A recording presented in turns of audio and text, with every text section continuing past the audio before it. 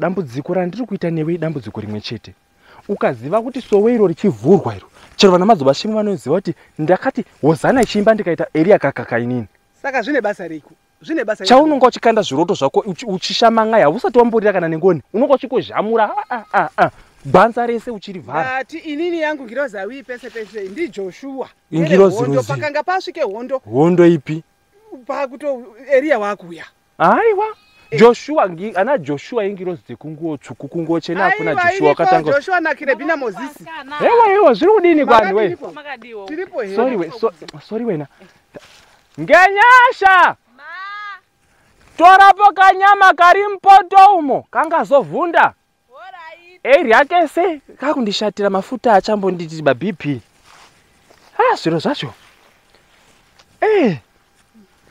Nyaya yacho ngekuti Joshua iwe uri kusanganisa ngwiro dzekunguo chena akuna na Joshua.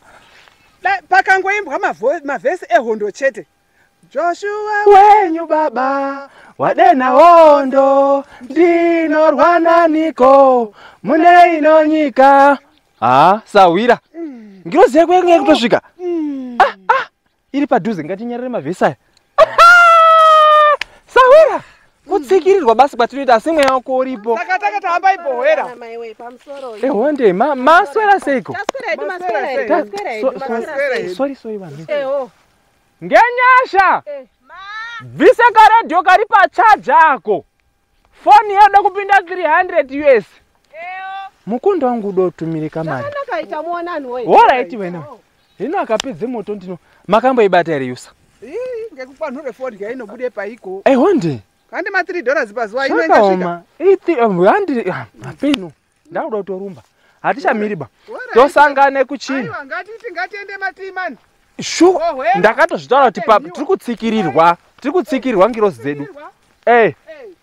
Taura hako wena. Chinyi? Nyama yamanga muchiti nditore iri pai takaguma kurye nyama rini pano. Ewe, mwana mukwambo ndinokunera uzvizwa. Hauzivi kuti mbuya yako ane ganzo mba. Sorry kani. Hauzivi kuti ndinoganza ba. Sorry kani gogo ndakangana. Iye zvinezvi chipinda naapapa. Ndinowanchiitira aya anuti anazvo. Tizi tinazvo. Chipinda ngaapapa. Wochipinda mamaka wange musango.